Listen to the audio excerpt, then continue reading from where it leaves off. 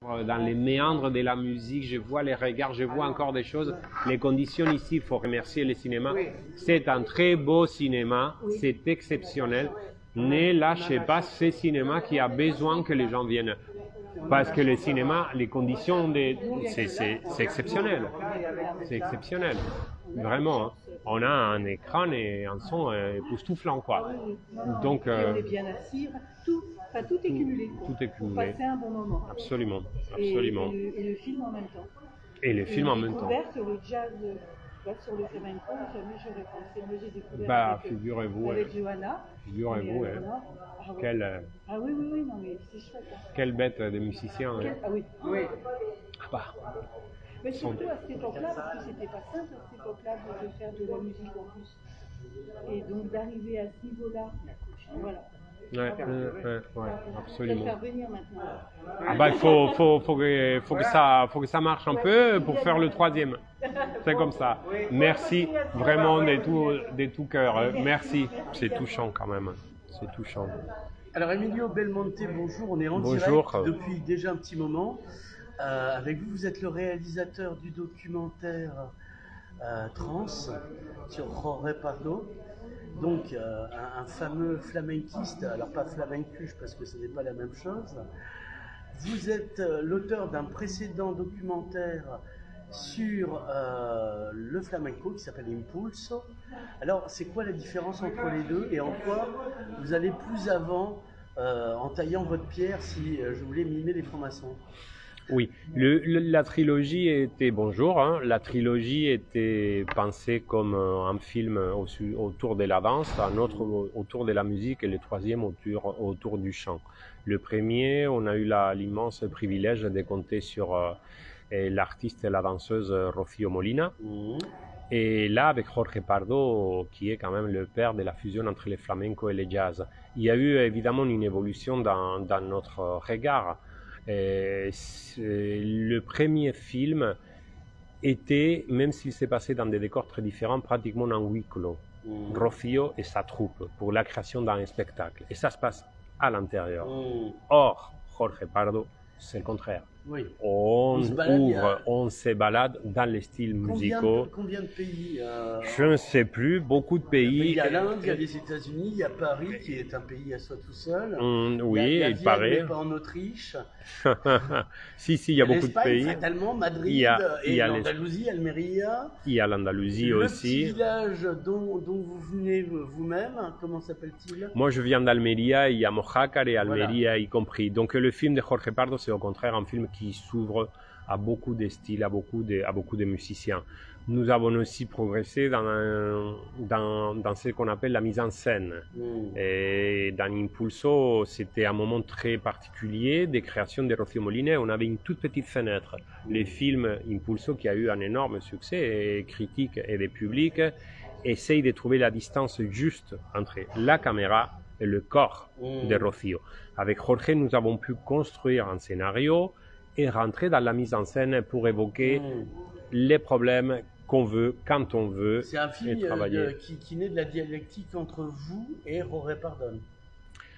Je ne saurais pas, c'est pas à moi de dire ça, mais en tout cas, ce qui est sûr, c'est que fatalement, c'est des films sur Rocío Molina, c'est des films sur Jorge Pardo, mais ne nous voilons pas la face, les films parlent aussi un petit peu de moi, quoi. Tout ce qu'on produit parle en partie de soi. Exactement, voilà ce que je peux dire. Mais avec l'élégance des autres. Avec la chance inouïe de travailler avec les plus grands artistes du moment, quoi. Flamenco. Alors, avant le flamenco, il y avait documentaire, mais il y avait quoi? Il y avait documentaire, il y avait beaucoup de littérature, dans mon cas à moi, et la vie elle-même. Mais avant, le premier, c'est votre troisième? Parce que comme je connais mal... Non, j'ai démarré il y a 20 ans la pratique documentaire de façon autodidacte, avec des films expérimentaux, des petits poèmes filmés. Varié. Oui, j'ai eu quand même un exercice de style. Et déjà le mot carrière est peut-être un peu trop grand pour moi, mais on a fait un bout de chemin, quoi. J'ai du mal avec le mot réalisateur, avec les mots cinéaste. Moi, je fais des films. Mais voilà, je m'arrête là. Et pourquoi le cinéma et pas la littérature, par exemple, à un moment donné? Est-ce qu'il y a eu une possibilité entre un chemin et un autre? La littérature a aussi été présente dans ma vie. J'ai eu la chance de publier des bouquins dans ma jeunesse. Elle a été là.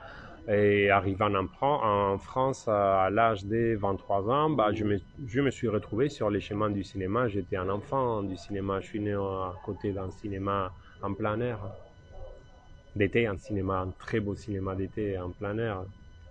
Alors, on parle rapido du prochain projet si vous trouvez des sous, parce que là encore, ah oui, on a beau soulever les sabots des chevaux, on n'en trouve pas forcément. Non, on n'en trouve pas forcément. Est-ce que maintenant vous êtes bankable comme réalisateur du documentaire quand vous arrivez en disant j'ai un projet, c'est quand même le gars qui a fait Roré Pardonne? Non, vous le savez très bien, non. Si, il monte la pierre à chaque fois, en haut de la colline, et c'est comme ça. Non, chaque projet me paraît de plus en plus difficile. Après, on a l'immense chance d'habiter en France, et s'il y a un endroit où on peut produire dans de bonnes conditions des films, je pense que c'est en France grâce à l'industrie cinématographique et au soutien culturel qu'on a, quoi. Faut pas l'oublier quand même. Dans Trilogie, il y a 3. Donc le prochain, c'est toujours sur le flamenco. Et on sait qui, vous le savez vous, et en plus, vous l'avez dit, c'était en direct, je l'ai filmé. Est-ce que vous pouvez redire? Et vous en êtes où?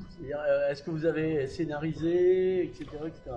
Pas fini le scénario, et c'est sur un des plus grands chanteurs flamenco du moment, qui est un monsieur qui avait un salon de coiffure jusqu'à ses 45 ans, qui est devenu professionnel à cet âge-là, et qui est tout simplement l'héritier d'une des plus grandes dynasties des chants flamenco de l'histoire.